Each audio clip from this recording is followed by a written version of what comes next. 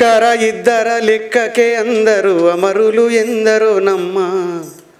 ఒకటాన రెండన ఎన్నెన్ని ఘోరాలు భరించనే అడివమ్మా.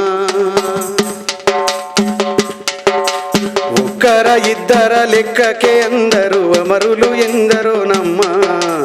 ఒకటాన రెండన ఎన్నెన్ని ఘోరాలు భరించనే అడివమ్మా.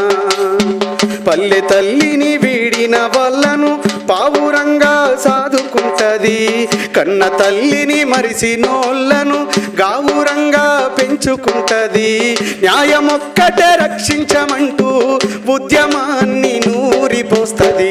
పురిటి నొప్పుల తల్లి కన్నా అడవి తల్లి మనసు గొప్పది. బాధ్యతల్లో తండ్రి కంటే అడవి తల్లి పాత్ర పెద్దది.